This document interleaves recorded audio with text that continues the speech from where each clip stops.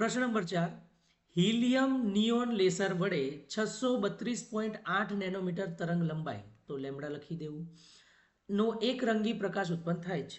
ઉત્સર્જિત power 9.42 milliwatt તો 10⁻³ જોડે ગુણાકાર કરવાનું રહેશે. પાર્ટ એ, બી અને સી આ 3 વિભાગમાં આપેલું છે. પ્રકાશ પુંજમાં રહેલા દરેક ફોટોનની ઉર્જા અને વેગમાન શોધવાના છે. હવે ઉર્જા શોધવા માટે તો એક જ સૂત્ર છે, E બરાબર HF. લેમ્બડા આપેલું છે તો F ને C ઓવર લેમ્બડામાં કન્વર્ટ કરવાનું છે. તો ફોટોનની ઉર્જા E બરાબર HF, F ની જગ્યાએ C ઓવર લેમ્બડા લખીશું. પ્લાન્ક અચળાંકનું મૂલ્ય પ્રકાશની ઝડપ લેમ્બડા 632.8 નેનોમીટર. આને જે છે સોલ્વ કરવામાં આવે તો એ આપણને મળે છે 3.141 × 10⁻19 જૂલ.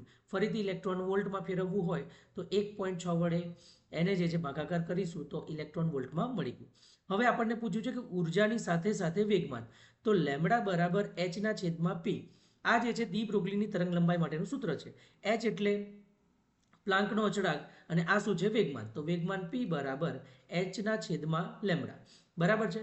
તો લેમ્બડા આપણી પાસે છે તરંગ લંબાઈ, તો h પ્લાન્કનો અચળાંક તરંગ લંબાઈ આપી છે. સોલ્વ કરવામાં આવે તો એ મળે છે 1.047 × 10⁻27 કિલોગ્રામ મીટર પ્રતિ સેકન્ડ.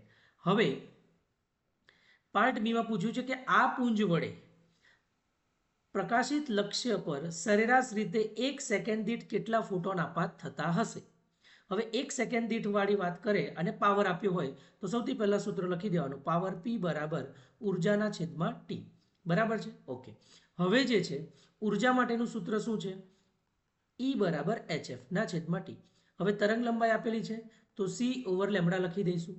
તો HC ઓવર લેમ્બડા અને T પ્રતિ સેકન્ડ આપેલું છે, ઓકે. માની લઈએ કે આપાત થતા ફોટોનની સંખ્યા કેટલી છે, n. બરાબર છે, તો જોડે લખી દઈશું NHF ના છેદમાં T. F ની જગ્યાએ C ઓવર લેમ્બડા, ઓકે. હવે આપણે ફોટોનની સંખ્યા શોધવાની છે તો n બરાબર P × T × લેમ્બડા ના છેદમાં HC આવી જાય. પાવર આપ્યો છે, સમય 1 જ સેકન્ડ, લેમ્બડા જે છે એ પણ આપેલું છે તરંગ લંબાઈ, પ્લાન્કનો અચળાંક અને પ્રકાશની ઝડપ. આ જે છે આપણને કેટલા મૂલ્ય આપે છે, 299.92 × 10⁻14. હવે 1 અને 2 આગળ તરફ વધારતા 14 કેટલા થઈ જશે, 16. તો આપણે લખી શકીએ n બરાબર 3 × 10⁻16 ફોટોન્સ પ્રતિ સેકન્ડ. હવે પાર્ટ સીમાં આપણને શું પૂછવામાં આવ્યું છે, ફોટોનના વેગમાન જેટલું વેગમાન, મતલબ કે વેગમાન કેટલું, આટલું જ 1.047 વાળું છે, ધરાવવા માટે હાઇડ્રોજન પરમાણુએ કેટલી ઝડપથી ગતિ કરવી જોઈએ. તો ટૂંકમાં આપણે ઝડપ શોધવાની છે અને કોના માટે, હાઇડ્રોજન પરમાણુ માટે. તો સૌથી પહેલાં હાઇડ્રોજનનો આમ જોવા જઈએ તો હાઇડ્રોજન પરમાણુનો જે છે પરમાણુ ભાર એ કેટલો છે, 1 ગ્રામ પ્રતિ મોલ. બરાબર છે. તો હવે પરમાણુઓ અને દળ, તો 1 ગ્રામમાં કેટલા અણુઓ હશે, તો કે એવોગેડ્રો નંબર જેટલા. બરાબર છે. તો હાઇડ્રોજન પરમાણુ એક જ છે તો એક પરમાણુમાં કેટલા, તો 1 × 1 ના છેદમાં એવોગેડ્રો નંબર. તો આપણને દળ કેટલું મળે છે, 1.66 × 10⁻27 કિલોગ્રામ. બરાબર છે, ઓકે. તો હવે જે છે આ દળ થઈ ગયું. વેગમાન, હાઇડ્રોજન પરમાણુનું વેગમાન અને ફોટોનનું વેગમાન.